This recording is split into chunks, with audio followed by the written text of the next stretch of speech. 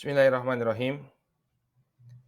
Innal hamdalillah nahmaduhu wa nasta'inuhu wa nastaghfiruh wa na'udzu billahi min shururi anfusina wa min sayyiati a'malina. May yahdihillahu fala mudilla lahu wa may yudlil fala hadiya lahu. Asyhadu an la ilaha illallah wahdahu la syarika lah wa asyhadu anna Muhammadan abduhu wa rasuluh sallallahu alaihi wa ala alihi wa sahbihi wa man ittaba'a hudahu ila yaumiddin.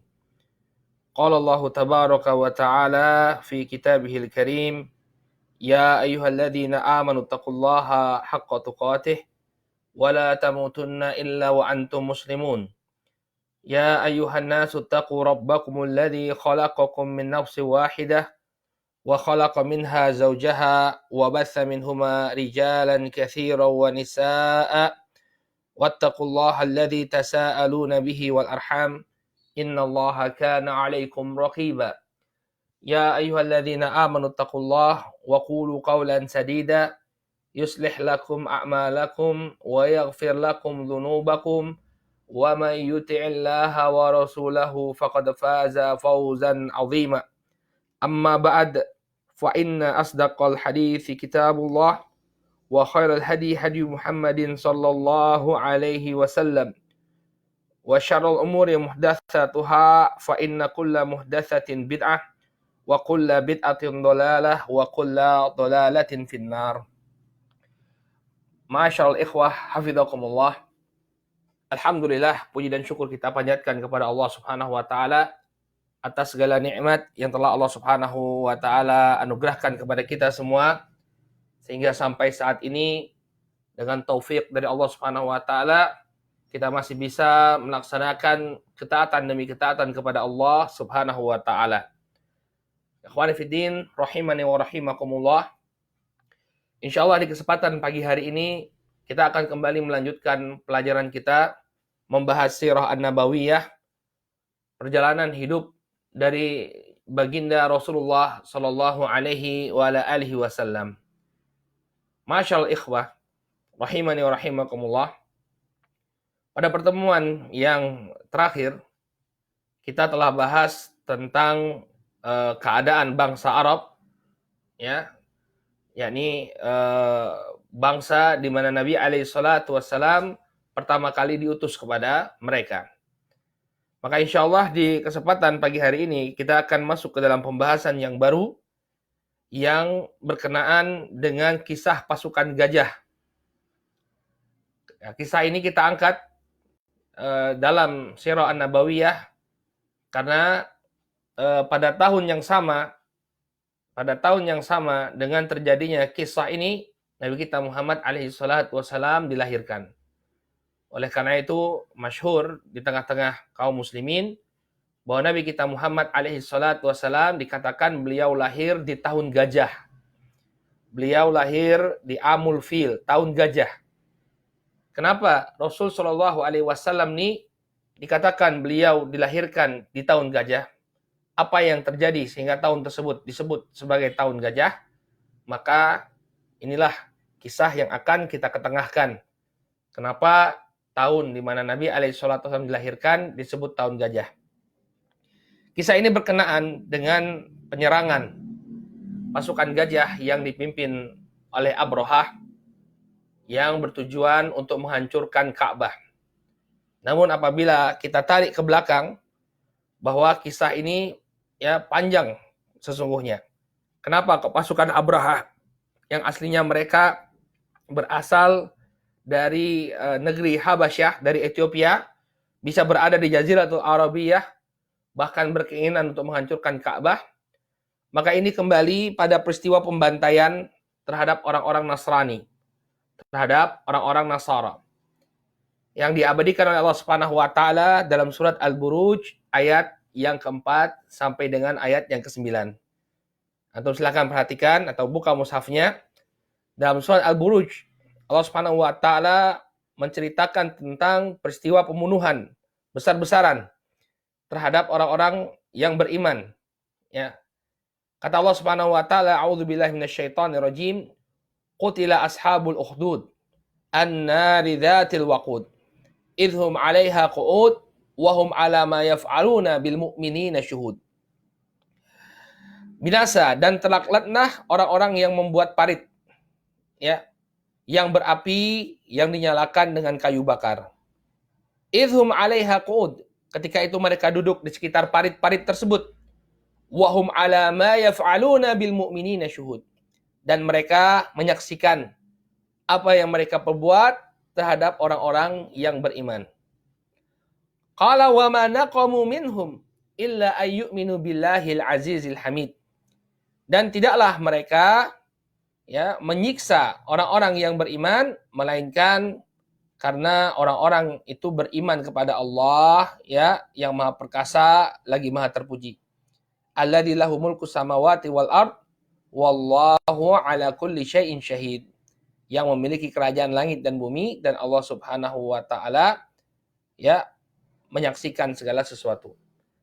Nah, ini kisah ini berkaitan dengan Ashabun Najran. Ini orang-orang Nasrani di Najran. Dahulu di Yaman, ya, ada orang-orang yang telah beriman kepada Nabi Isa alaihissalam. Dan mereka ini beriman dengan sebenar-benarnya, bukan seperti orang Nasrani di zaman sekarang. Mereka beriman kepada Allah Subhanahu wa taala, ya, sebagai satu-satunya ilah yang berhak disembah. Nabi Isa alaihissalam di mata mereka adalah nabi. Jadi mereka beriman dengan keimanan yang benar. Makanya Allah Subhanahu wa taala, ya, di dalam Al-Qur'an menyebutkan, ya, wahum ala ma yaf'aluna bil mu'minin. Ya, mereka disebutkan sebagai orang-orang yang beriman. Ya, letak mereka di Najran. Antum lihat di dalam map itu, dalam peta. Najran ini dulu bagian dari Yaman, ya. Cuma ya karena masalah politik dia bergabung dengan kerajaan Saudi Arabia. Nah, makanya petanya kelihatan di sana, antum bisa lihat di map, ya. Di sini yang kita kotakkan, ya. Nah, ini Najran. Nah, dia aslinya seperti ini. Wilayah Yaman. Nah, namun ya masalah politik akhirnya dia sekarang bergabung dengan kerajaan Saudi Arabia. Nah, di Najran ini ada sekumpulan orang-orang yang beragama Nasrani. Tadi kita sudah sebutkan, Nasraninya adalah Nasrani yang benar, yang mengimani Allah Subhanahu wa taala sebagai satu-satunya sesembahan, dan Nabi Isa alaihissalam itu hanya nabi. Nah, kemudian di tengah-tengah mereka ada seorang raja yang zalim, ya, dan dia beragama Yahudi. Namanya Yusuf Dzunwas. Yosef Dzunwas. Maka Dzunwas ini kemudian, ya, dengan kekuasaannya dia menyiksa orang-orang Najran tadi, ya, orang-orang Najran. Maka kemudian di antara penduduk Najran yang Nasrani tadi, ada yang kemudian melarikan diri dia ke Romawi, ke negeri Syam. Nah, dia pergi ke negeri Syam. Nah, di negeri Syam ini, ya, Syam ketika itu dikuasai oleh kerajaan Romawi. Dia memiliki keimanan yang sama dengan orang-orang di Najran, ya. Walaupun mungkin orang-orang Nasraninya di Syam ini dia adalah Nasrani yang sudah mempercayai konsep Trinitas, ya, bahwa Allah itu atau Nabi Isa alaihissalam itu adalah salah satu dari 3 unsur. Namun mereka tetap memiliki kesetiakawanan, solidarity, ya, mereka masih memiliki solidarity, ya, antara Nasrani. Maka Raja Romawi dia kemudian kalau dia yang harus pergi ke Yaman, ya, agak susah, ya, karena harus melewati Jaziratul Arabiyah atau melewati laut yang cukup panjang, ya, cukup panjang waktunya. Maka apa yang dilakukan oleh Raja Romawi, dia kirim utusan, dia kirim message, ya, kirim pesan ke kerajaan Habasyah, ya, ke kerajaan Habasyah, ya, karena dia tidak bisa langsung untuk memberikan bantuan kepada orang-orang Najran ini, maka dia kirim utusan atau kirim surat kepada Raja Habasyah, minta tolong agar Raja Habasyah, ya, menyerang orang-orang Yahudi yang telah melakukan kezaliman kepada orang-orang Nasrani. Kemudian maka berangkatlah pasukan ya pasukan dari negeri Habasyah ke Yaman. Nah, inilah asal muasalnya mengapa ya ada pasukan dari Habasyah yang berada di negeri berada di negeri Yaman. Nah, kerajaan Habasyahnya sendiri ya sekarang dia terletak di negara Ethiopia dan Eritrea. Bahkan kalau kita lihat sampai ke Sudan ya. Jadi kerajaan Habasyah itu nama baratnya dia dikenal dengan Aksum. Aksum. Ya, agamanya Kristen Ortodoks sampai sekarang ya. Kalau antum lihat Ethiopia itu dia agamanya Kristen Ortodoks. Dan di masa kita ini presidennya Muslim ya. Saya lupa siapa namanya, Ahmad siapa itu, lupa saya. Tapi presidennya Muslim, banyak kaum muslimin dari sana. Ya, banyak kaum muslimin yang berasal dari Ethiopia. Namun mayoritas penduduknya beragama Kristen Ortodoks. Kristen Ortodoks. Nah, kerajaan Aksum atau negeri Habasyah ini dia dipimpin oleh seorang raja. Jadi rajanya digelari dengan An-Najashi. Dalam literasi barat disebut Negus. An-Najashi atau Negus. Ya. Nah, Negus atau Najashi ini gelar, jadi bukan nama. Jadi kalau ditanya siapa nama raja Habasyah, mereka katakan Najashi. Nah, Najashi itu gelar. Ya, Najashi itu gelar sebagaimana Firaun atau Faroh ya, itu adalah gelar dari raja Mesir. Kaisar atau Caesar itu adalah gelar raja Romawi. Kisra atau Khosrow, nah ini adalah gelar raja Persia. Ya, kalau gelarnya raja Habasyah itu Najashi, An-Najashi atau Negus. Ya. Dan sebagaimana kita katakan, mereka beragama Kristen Ortodoks. Nah, kalau Kristen Ortodoks ini dia lebih kelihatan lebih dekat ya dengan ajaran Islam. Kita lihat mereka ada pakaian ini Kristen Ortodoks yang ada di Ethiopia. Berpakaian macam orang mau umroh ya. Jadi cuma pakai baju putih ini ya. Kemudian ini diantara peninggalan di negeri Habasyah. Ya, mungkin antum pernah mendengar hadis dari sebagian istri Rasul Shallallahu Alaihi Wasallam yang menyebutkan atau yang pernah berhijrah ke kota ke Habasyah. Ini gereja-gereja mereka. Nah, ini ada gereja Maria. Gereja Maria ini ada disebut dalam hadis. Dalam Sahih Al-Bukhari dan Muslim. Ya, ketika Nabi SAW berada di penghujung hayat beliau, ya, beliau berbicara atau mengumpulkan istri-istrinya, kemudian di antara istri-istri beliau ada yang pernah berhijrah ke negeri Habasyah. Kemudian dia bercerita bahwa di negeri Habasyah itu ada gereja yang disebut sebagai Gereja Maria. Gereja Maria. Nah, Gereja Maria ini gambarnya nih, masih ada. Sampai sekarang masih ada, menjadi cagar budaya.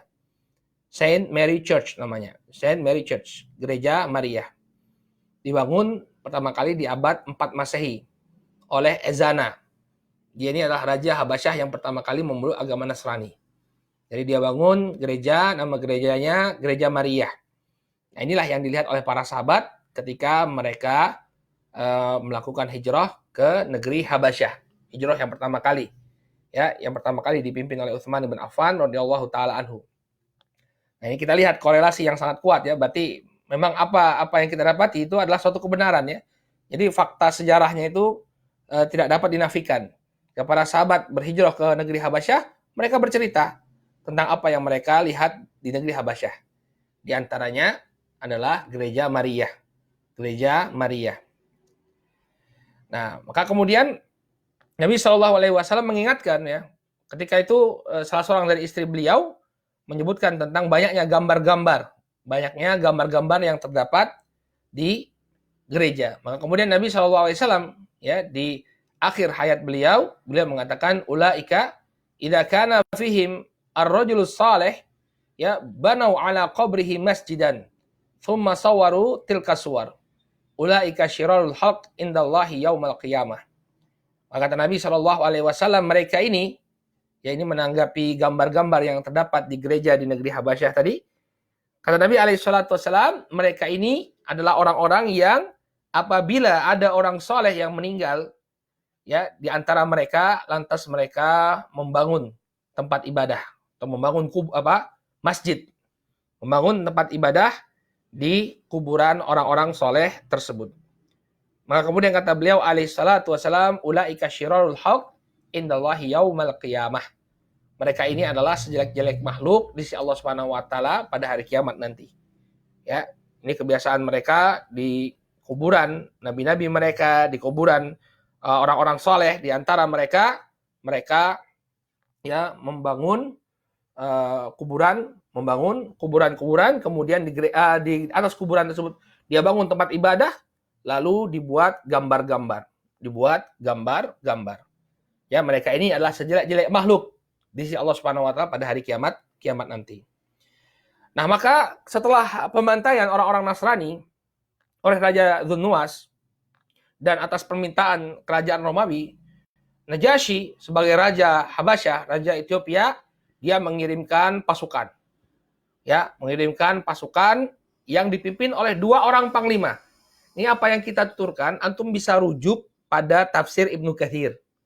Ya, ketika beliau menafsirkan surat Al-Fil, itu beliau paparkan sejarahnya. Ya, antum tahu sendiri bahwa Imam Ibnu Katsir ini selain beliau adalah seorang ahli tafsir, beliau juga ahli sejarah. Silahkan rujuk dalam tafsir Ibnu Katsir ketika beliau berbicara tentang atau menafsirkan surat Al-Fil. Nah, disebutkan di sana bahwa Raja Najasyi mengirimkan pasukan. Kemudian pasukan ini dipimpin oleh 2 panglimanya yang terhebat, yaitu Abrahah dan Aryab. Maka karena memang hebat lah dua panglima ini dan pasukannya memang hebat lah ya, dia berhasil kemudian mengalahkan pasukan Dzunnuwas. Ya, pasukan Yahudi yang tadi melakukan pembantaian kepada orang-orang Nasrani. Ya. Tapi masih banyak ya, orang-orang Yahudi itu masih banyak. Sampai di masa kita sekarang saja, di Yaman itu masih banyak orang Yahudi. Ya, saya sendiri pernah melihat di Son'a, ya, orang-orang Yahudi yang mereka Yahudinya ortodoks, yang rambutnya diikat ya jenggotnya dia, rambut jambangnya dikucir, dibuat ikatan ya. Masih ada sampai sekarang di Son'a. Walaupun sekitar tahun 60-an banyak di antara mereka yang bermigrasi ke Israel, pindah ke Israel. Ya. Al-Muhim, Abrahah dan Aryab ini berhasil mengalahkan pasukannya Dzunnuwas. Namun ya sebagaimana banyak terjadi ya, kalau ada 2 panglima pastilah mereka akan berebut kekuasaan. Nah, ini salah juga ya, salahnya dia mengirimkan 2 panglima, coba dikirimkan 1 panglima saja, mungkin tidak terjadi perebutan kekuasaan. Nah, setelah Yaman jatuh ke tangan 2 panglima ini, mereka rebutan. Ya, siapa yang akan menjadi gubernur Yaman. Maka terjadi perebutan kekuasaan antara Abrahah dan Aryab. Nah, mereka ini adalah pemimpin-pemimpin yang cerdas. Ya, ketika mereka ingin memperebutkan tampuk kekuasaan di negeri Yaman, mereka tidak ingin melibatkan pasukan. Ya, jangan sampai karena kita berebut kekuasaan, yang di bawah ini bertempur. Ya. Nah, lihat bagaimana orang-orang zaman dahulu, mereka tetap ya, naluri manusiawi, mereka haus kekuasaan. Tapi mereka tidak mau melibatkan orang-orang di bawah. Ya, ini ada 2 panglima, ada 2 komandan, yang satu Aryab, satu Abrahah. Ya, ingin naik jadi gubernur. Ya, jangan libatkan orang yang di bawah, biarkan kita berdua saja. Masya Allah ya. Kita lihat kalau macam sekarang politikus ya, nggak mikir dia. Ya, yang di bawahnya berkelahi dia nggak mikir. Bahkan kalau bisa berkelahi mereka di bawah, di atas akur-akur saja. Ya, adapun orang zaman dahulu dia tak mau yang di bawah tuh konflik. Ya. Biarkan kami berdua saja yang menyelesaikan. Akhirnya apa? Kita duel. Duel itu tanding 1 lawan 1. Nah, Aryab ya, kemudian Abrahah, mereka berhadapan-hadapan, bertandinglah mereka. Nah, ketika itu Aryab berada di atas angin. Menang dia. Sampai kemudian Abrahah itu berhasil dibelah hidungnya. Makanya dia dikenal sebagai Abrahah al-Ashram, yang terbelah. Apa yang terbelah? Hidungnya. Hidungnya dibelah oleh Aryab dalam pertempuran tersebut. Namun ketika Abrahah sudah mengalami kekalahan, ada nama budaknya Abrahah yang bernama Ataudah. Ya. budaknya yang bernama At-Taudah ini langsung dia menyerang Aryat sampai Aryat terbunuh. Ya, ada berbuat curang sih ya, berbuat curang dia. Ya, sehingga Abroha menang. Si Aryat dibunuh oleh At-Taudah, otomatis mau tidak mau ya karena Aryat meninggal, Aryat mati, maka Abroha lah yang berhasil menjadi penguasa di negeri Yaman. Ya, nah inilah asal muasalnya mengapa Abroha bisa menjadi pemimpin di negeri Yaman. Jadi dia bertarung dengan Aryat, tapi kemudian Aryat dibunuh oleh budaknya Abroha yang bernama At-Taudah, maka naiklah Abroha menjadi panglima negeri Yaman atau menjadi gubernur di negeri Yaman. Nah, Najasyi ketika mendengar bahwa panglimanya ini berkelahi, bahkan dia sampai kehilangan salah seorang panglimanya, yaitu Aryat, marah dia. Marah, ya. Dia mengirimkan surat kepada Abroha, kemudian dia berjanji akan menginjak negerinya Abroha dan menginjak ubun-ubun. Apa kita bahasa Melayu kita? Ubun-ubun ya, bagian apa nih? Dahi, forehead. Ya. Dia akan injak itu. Jadi Raja Najasyi sangat marah kepada Abroha, dia berjanji akan menginjak negeri Yaman, ya bersumpah dia, saya akan injak negeri Yaman dan saya akan injak ubun-ubunmu. Ini akan injak kepalamu. Nah, maka Abroha ini dia pemimpin yang cerdas ya. Abroha ini pemimpin yang cerdas. Nah, dia bersiasat. Dia kirimkan hadiah yang banyak kepada Raja Najasyi, ya, kemudian dia bawakan tanah, ya, dia bawakan kantong kulit, ada isinya tanah Yaman, kemudian dia potong rambut dia, bagian kepalanya dia potong, ya, kemudian ditulislah surat oleh Abroha, wahai Najasyi yang mulia, silahkan injak kantong kulit ini, isinya adalah tanah Yaman, dan ini ada ubun-ubun saya, ya, ini adalah tanda takluk pada Paduka sebagai pelaksanaan sumpah Paduka. Ya, karena sudah diberikan hadiah dan permintaan maaf, bahkan dia sudah menunjukkan penyesalan, ketundukan kepada Raja Najasyi, maka Raja Najasyi pun ya memaafkan Abroha. Nah, Abroha tidak cukup sampai di situ. Nah, Raja Najasyi ketika itu dikenal sebagai seorang yang taat beragama. Nah, dia ya orang religius lah. Ya, pemimpin yang religius. Maka untuk mengambil hati Najasyi, karena dia sudah berbuat suatu kesalahan ya, berebut kekuasaan dengan Aryat tadi, maka dia pun bahasa kitanya sekarang menjilat ya, menjilat. Dia katakan kepada Raja Najasyi, saya akan bangunkan untuk Paduka sebuah gereja di negeri Yaman yang belum pernah ada bangunan semegah itu. Nah, jadi dia tujuan dia. Ya, kalau kita lihat di kitab-kitab tarikh, kitab-kitab sejarah dikatakan bahwa dia membangunnya ini untuk apa? Untuk menarik bangsa Arab agar meninggalkan Ka'bah kemudian berhaji ke tempat dia. Ya, tapi asalnya sebelum itu dia ingin untuk menjilat. Ya, istilahnya apa ya? Bribing ya, agar senang. Raja Najasyi agar senang, dia bangun apa? Gereja. Nah, ini Raja Najasyi, saya akan bangunkan gereja yang besar untuk Anda. Ya, untuk Anda karena dia tahu Raja Najasyi ini adalah orang religius, dia bikin gereja yang besar di negeri Yaman. Ya, tambah senang Najasyi ya. Wah, ini berarti si Abroha pandai menyenangkan hatinya. Maka kemudian dimulailah proyek besar yang bernama proyek gereja Quraisy. Nah, inilah asal muasal pembangunan proyek gereja Quraisy. Nah, kenapa dia disebut Al-Quraisy?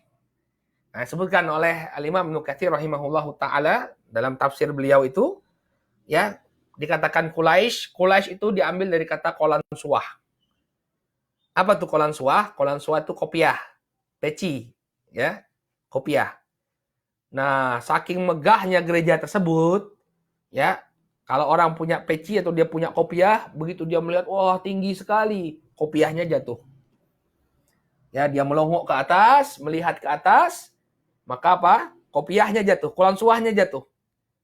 Nah, inilah sebab penamaan Quraisy.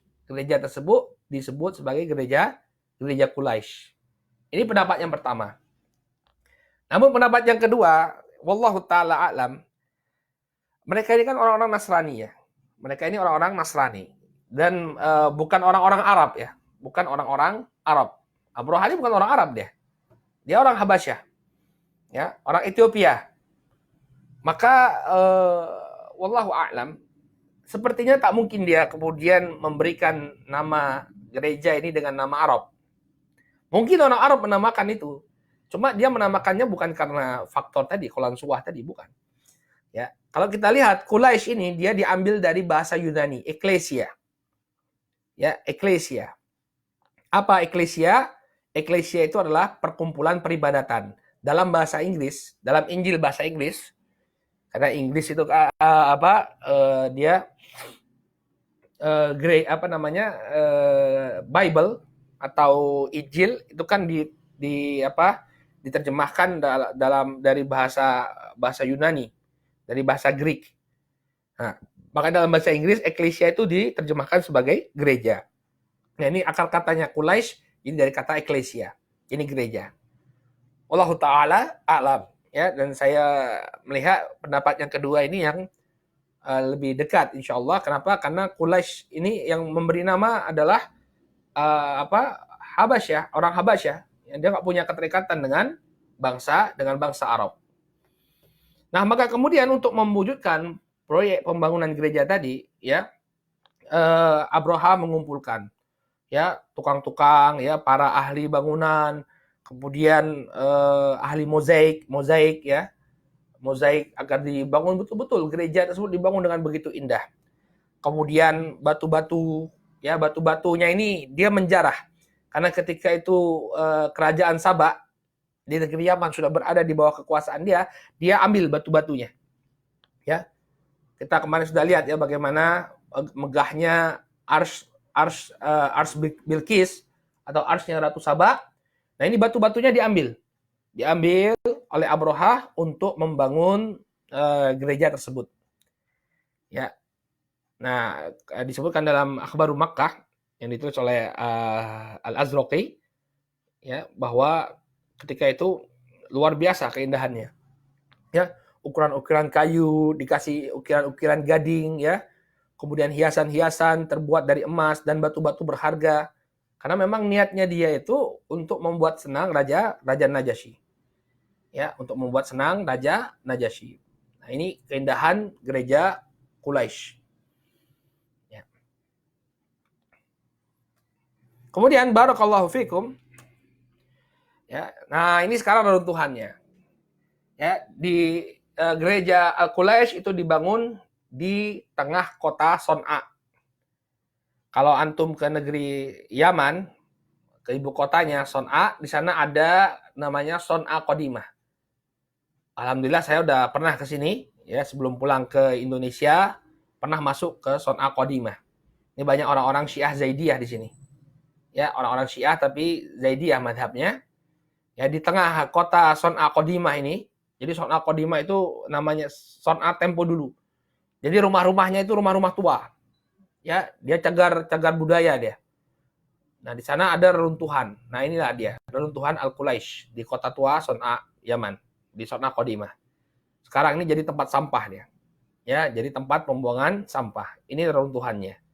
Ini reruntuhan Al-Quraisy di kota tua Son'a. Ya, padahal tadi dikatakan apa? Sangat megah. Ya.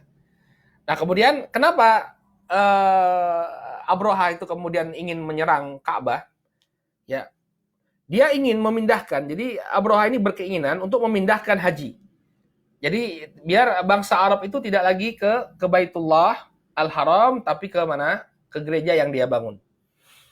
Maka seseorang ya di antara bangsa Arab ini ada yang dia keluar dari rumahnya, kemudian dia buang air besar. Ya, bahkan dalam sebagian riwayat di dalam tafsir Mukatsir itu disebutkan bahwa dia dibakar gerejanya tadi. Sebagian riwayat dikatakan bahwa orang ini dia buang air besar, kemudian kotorannya tadi dia lumurkan di dinding-dinding gereja yang dibangun oleh Abraha. Ya, maka marah Abraha ya. dia bangun ini untuk penghormatan, tapi kemudian dilecehkan. Nah, juga tindakan yang keliru juga ya, tindakan yang keliru.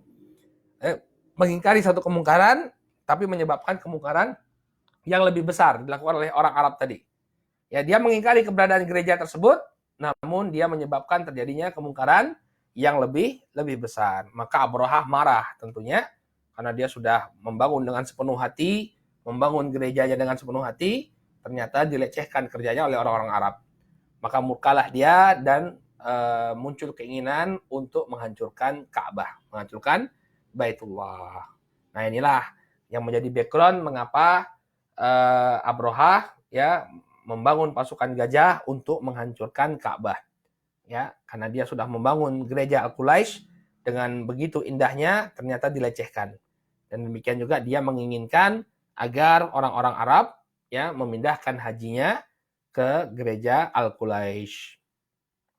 Nah, kemudian ya pasukan Abrahah pun mulai berangkat. Ya, ketika itu terdapat 8 sampai 12 gajah.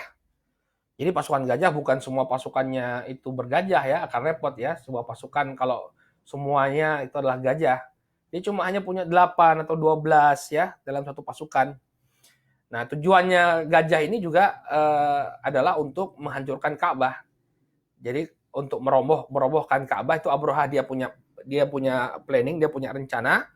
Nanti pondasi-pondasi Ka'bah itu diikat dengan tali, kemudian talinya ditarik oleh gajah sehingga roboh.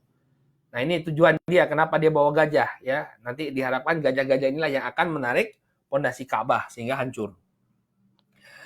Kemudian juga ada diriwayatkan ada sebuah gajah yang sangat kuat dibawa ya. Dia dikenal dengan nama Mahmud. Wallahu alam ya, ada kemiripan dengan mamut ya. Mamut itu gajah besar yang sudah punah. Tapi kerangkanya masih bisa ditemukan ya. Jadi ada gajah ya, dia dipanggil sebagai Mahmud. Mamut. Ya mirip-mirip, tapi wallahu alam apakah Mahmud ini yang dimaksud adalah mamut. Ini sebuah seekor gajah purba yang besar tubuhnya. Wallahu taala alam. Namanya yang jelas disebutkan dalam tarikh namanya Mahmud. Ya. Jadi yang namanya Mahmud ini ya.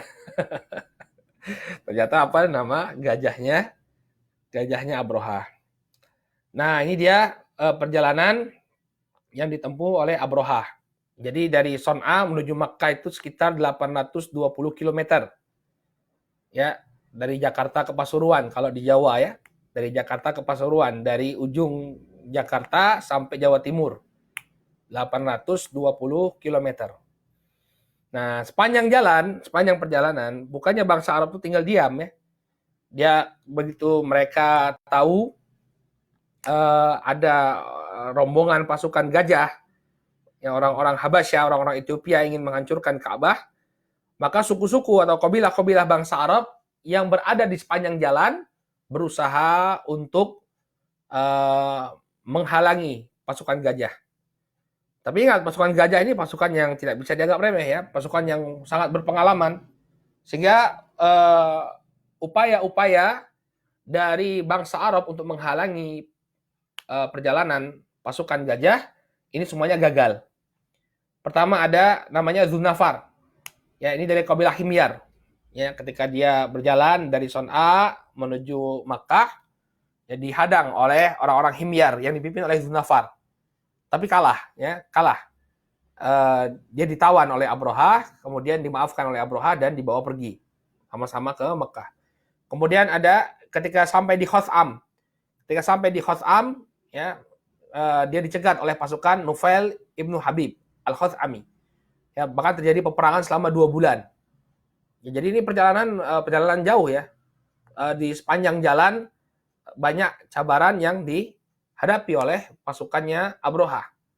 Namun kemudian pasukan Abrahah menang, dia pun bisa menawan Nufail ibn Habib Al-Khuthami.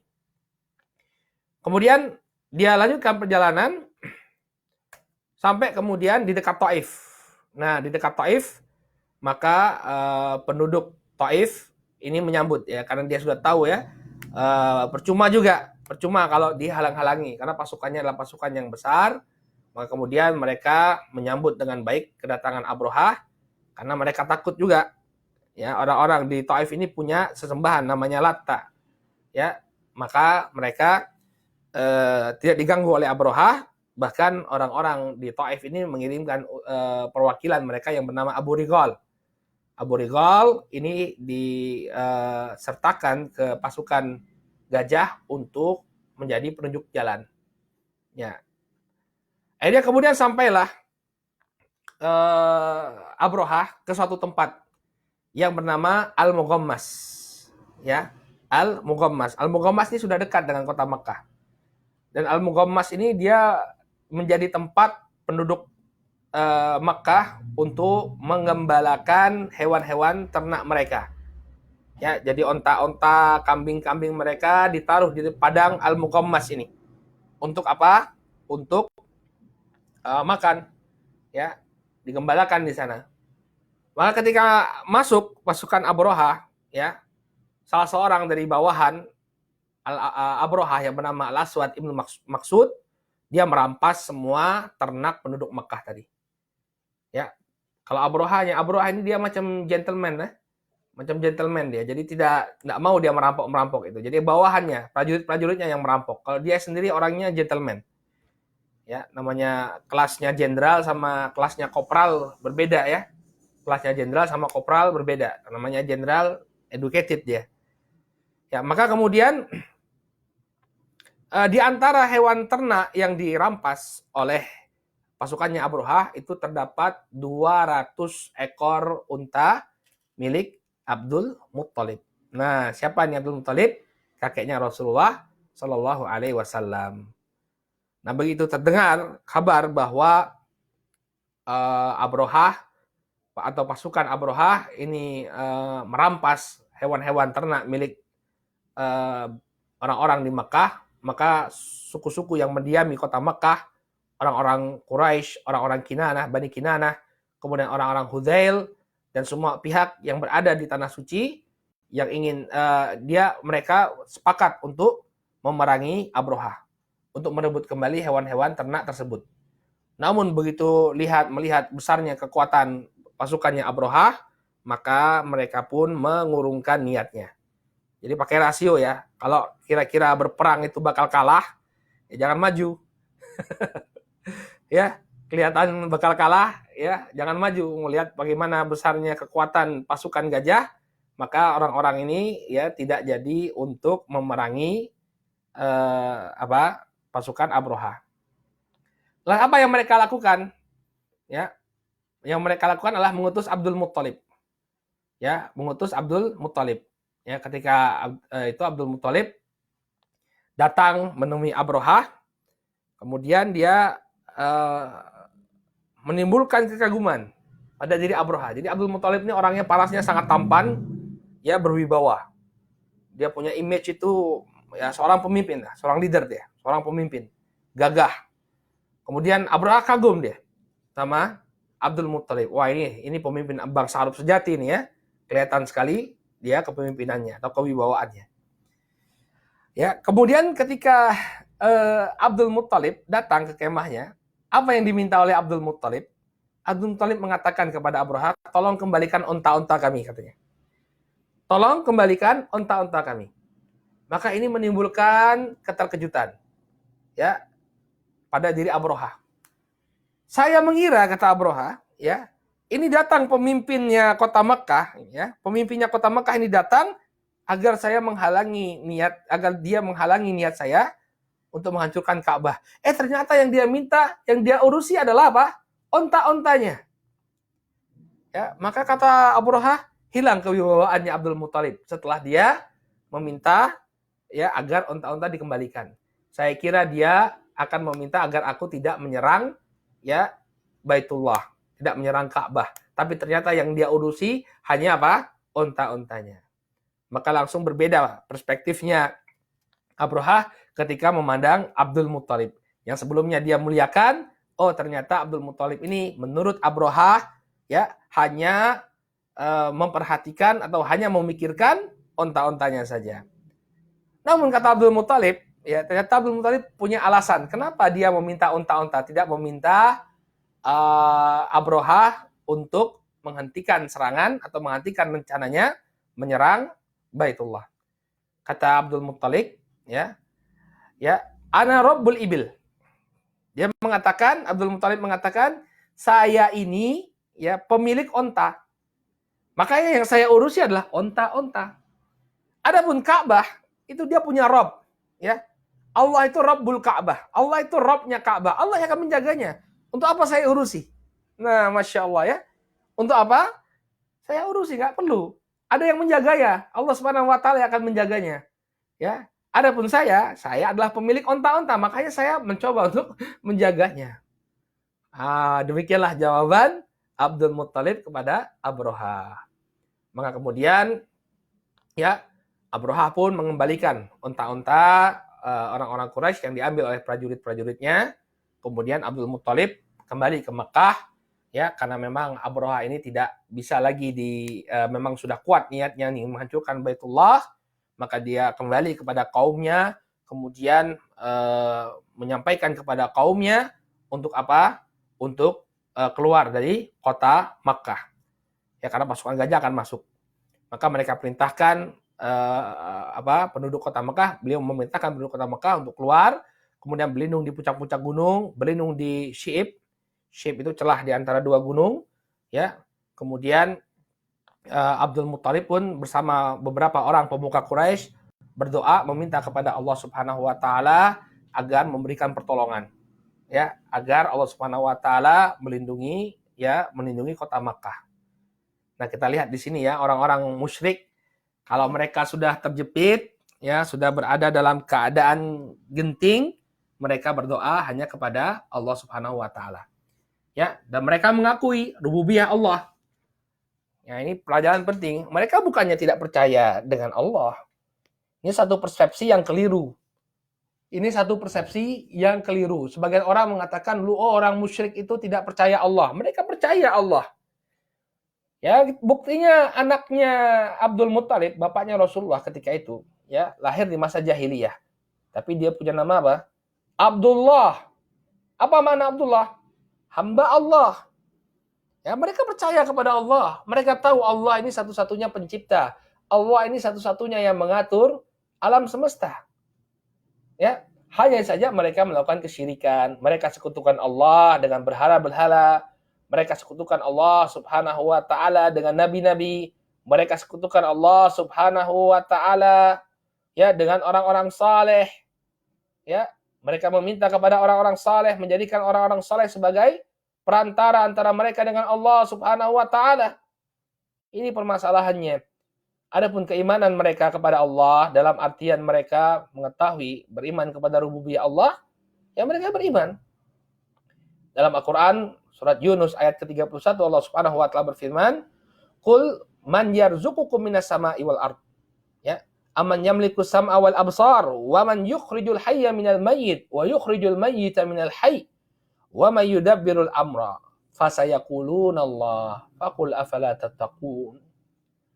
Kata Allah Subhanahu wa Ta'ala, katakanlah, siapa yang memberi kalian rezeki ya dari langit dan bumi?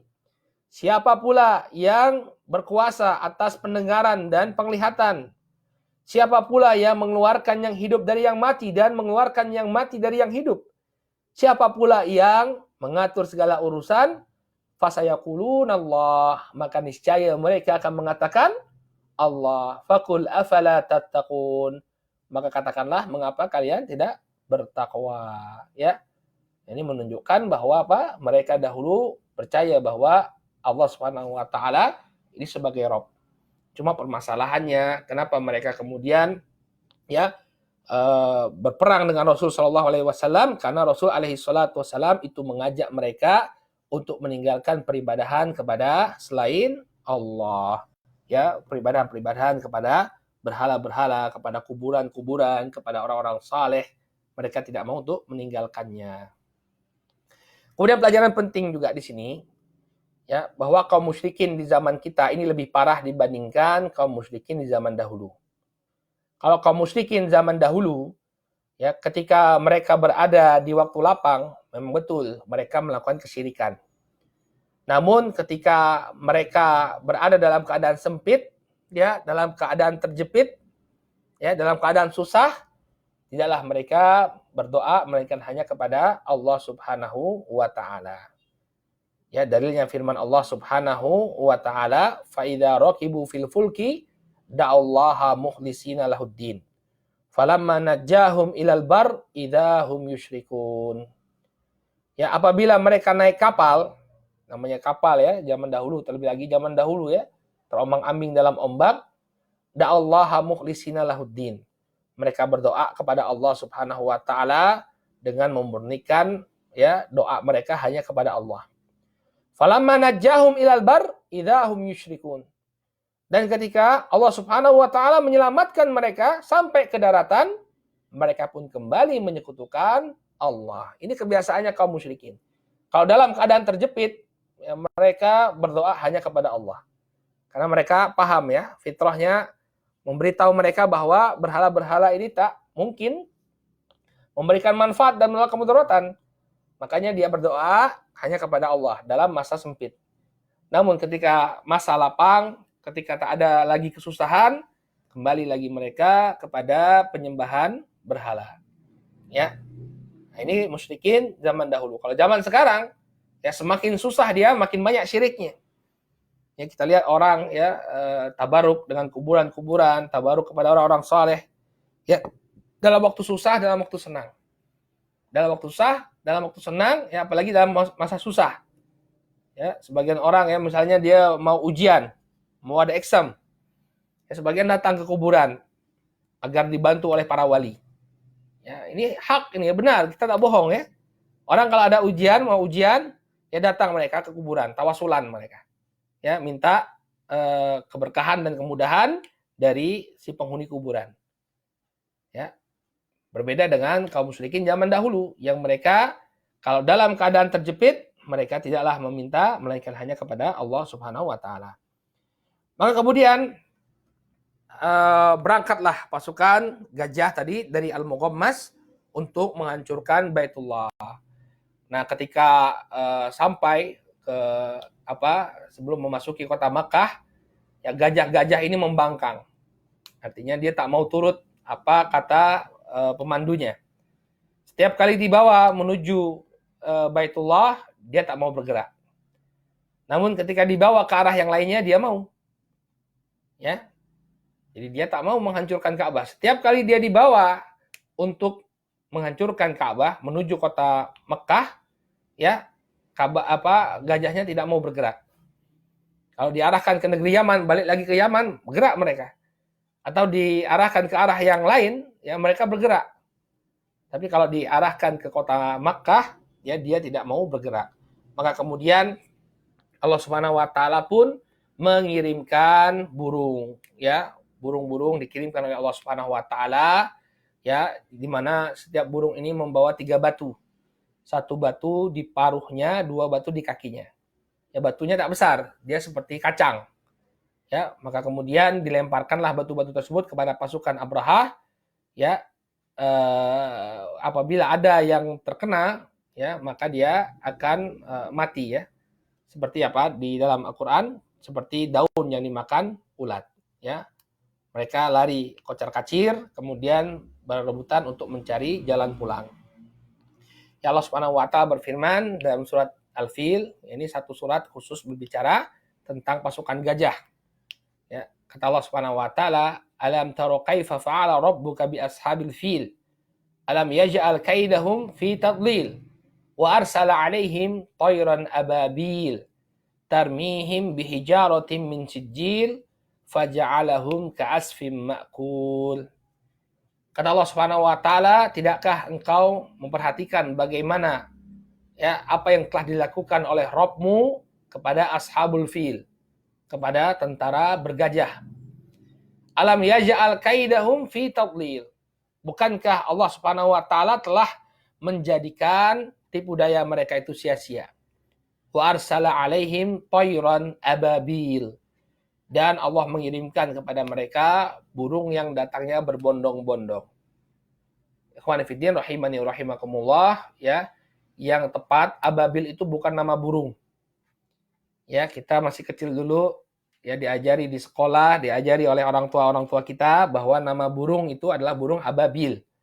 Apa nama burung yang menghancurkan pasukan Abraha? Ababil. Nah, ababil itu kata para ulama ahli tafsir bukan nama burung, tapi artinya yang datang berbondong-bondong. Ababil artinya yang datang berturut-turut. Datang satu, datang lagi yang lain. Nah, itu ababil. Jadi dia bukan nama burung, burung ababil. Enggak. Arti ababil yakni burung yang datangnya berbondong-bondong. Ya, atau artinya datang berbondong-bondong. Toiron ababil artinya burung yang datang berbondong-bondong. Qala tarmihim bihijaratin min sijil, yang melempari mereka dengan batu yang berasal dari sijil, yakni tanah yang terbakar, faja'alahum ka'asfim ma'kul. Ya, maka Allah Subhanahu wa taala menjadikan mereka seperti daun-daun yang dimakan ulat. Demikianlah akhir kisah ya dari Abroha. Akhirnya Abroha pun ya pulang kembali ke Yaman, kemudian dia mati di negeri Yaman. Dan perlu juga kita ingatkan dari kisah ini, barakallahu fikum, sebagian ahli sejarah kontemporer, bukan ahli sejarah sebenarnya, mereka tidak punya otoritas sebenarnya untuk menuliskan karya sejarah, hanya saja dia pengen bikin buku sirah, ya. Sebagian mengatakan bahwa yang dimaksud dengan Toiron ababil ini adalah wabah penyakit, ya, wabah penyakit, sehingga mereka menafikan keberadaan burung-burung ini. Kata mereka itu adalah penyakit, ya, entah itu penyakit kolera atau penyakit apa, sehingga pasukan itu gagal untuk menyerang Ka'bah. Ya, sebagaimana yang ditulis oleh Husain Haikal dalam Hayatul Muhammad, ya, biografinya Nabi Muhammad. Husain Haikal ini mantan Menteri Pendidikan Mesir. Nah, dia berpemikiran liberal, ya, tamatan dari Sorbonne University di Paris, Prancis. Ya, dia tulis di dalam itu, dia menafikan, ya, namanya mukjizat ini nggak ada. Dia katakan bahwa Toiron ababil, burung yang datang berbondong-bondong, ini adalah penyakit yang dibawa oleh burung katanya. Entah itu penyakit kolera atau penyakit campak, saya lupa ya. Pokoknya dia mengatakan itu penyakit. Jadi bukan batu-batu itu. Ya, maka ini adalah penyimpangan ya dari tulisan-tulisan mereka. Ya, yang dimaksud dengan Toiron ababil ya burung. Burung datang membawa batu yang kemudian batu-batu ini membakar pasukannya Abroha. Bukan wabah penyakit sebagaimana yang mereka sebutkan. Baik, ada beberapa faedah dari kisah penyerangan Abroha ini yang mungkin bisa kita jadikan ibrah. Ya. Faedah yang pertama, bahwa Allah Subhanahu wa taala akan menghinakan orang-orang yang sombong dan merasa kuat. Ya. Jadi orang-orang yang sombong ya, yang takabur, nanti akan Allah hinakan. Ya, pasukan Abroha ini dia sombong ya, membawa gajah-gajah yang kuat. Tapi dengan apa Allah Subhanahu wa taala hancurkan kekuatan mereka? Hanya dengan burung. Hanya dengan burung saja. Tidak perlu pasukan yang banyak, tidak perlu pasukan yang besar. Nah, dikirimkan burung saja. Dikirimkan burung saja. Ya. Ini menunjukkan apa? Orang-orang yang sombong akan dihinakan oleh Allah Subhanahu wa taala. Kemudian faedah yang kedua, ya, bahwa kisah pasukan gajah ini hanya terdapat satu kali saja dalam Al-Qur'an, tidak berulang kali. Ya, kenapa? Kenapa kok kisah-kisah umat-umat yang lain itu diulang sedangkan kisah pasukan gajah cuma sekali? Ya karena dalam kisah ini tidak terdapat pengingkaran terhadap Rasul. Ya, jadi dia hanya belum ada Nabi Muhammad ketika itu. Bahkan Abu Rohani orang yang beriman kepada Isa alaihissalam, hanya saja Isa dalam bentuk sebagai Tuhan mungkin ya. Nah, kemudian faedah yang ketiga, mencegah kemungkaran. Ya, apabila seseorang ingin mencegah kemungkaran, maka yang harus terpikirkan oleh dia, jangan sampai dia mencegah kemungkaran namun muncul kemungkaran yang lebih besar. Ya, orang-orang Quraisy ketika mengingkari atau bangsa Arab ya, ketika mengingkari kemungkaran Abraha yang ingin memalingkan manusia dari Ka'bah, yang mereka buang kotoran di gerejanya Abraha, ternyata muncul kemungkaran yang lebih besar. Ya, Akhirnya Abraha pun berkeinginan untuk menghancurkan Ka'bah. Kemudian faedah yang keempat, ya, orang-orang musyrikin, walaupun mereka menyekutukan Allah di kala lapang, tapi ketika ditimpa kesulitan, mereka memurnikan doanya hanya kepada Allah Subhanahu wa taala. Ya, seperti tadi siapa? Abdul Muttalib dan pemuka-pemuka Quraisy, mereka meminta perlindungan kepada Allah kalau dalam keadaan terjepit. Kemudian yang kelima, ya, ketika gajahnya Abraha itu ditarik untuk menghancurkan Ka'bah, dia menolak. Nah, gajah saja menolak untuk merusak dan menghinakan simbol agama. Ya, oleh karena itu hendaknya kita juga apa? Jangan mau untuk merusak citra agama kita, ya. Hendaknya kita jaga kehormatan agama kita. Karena apa? Gajah saja tidak mau merusak, ya, kehormatan Ka'bah. Maka kita pun hendaknya kita lebih mulia daripada gajah. Kita lebih mulia daripada gajah. Hendaknya simbol-simbol keislaman ini kita jaga. Ya, sebagian orang dia ngaku Islam, tapi simbol-simbol syariat, ya, macam jilbab, ya, dia jadikan bahan olok-olokan. Ya, maka hakikatnya orang yang semacam ini lebih rendah daripada binatang. Karena binatang saja dia menghormati simbol-simbol agama. Wallahu ta'ala a'lam bissawab. Ya, mungkin ini yang bisa kita sampaikan dalam pertemuan kali ini. Wa insyaallah besok kita akan lanjutkan dengan pembahasan nasab dan kelahiran Rasulullah alaihi salatu wassalam. Baik, nakif ilahuna, kita cukupkan dulu sampai di sini. Mudah-mudahan yang disampaikan ini bermanfaat bagi semua dan menambah keimanan kita. Ya, kita cukupkan dulu sampai di sini. Subhanakallahumma wa bihamdika asyhadu an la ilaha illa anta astaghfiruka wa atubu ilaik. Billahi taufiq wal hidayah. Wassalamualaikum warahmatullahi wabarakatuh.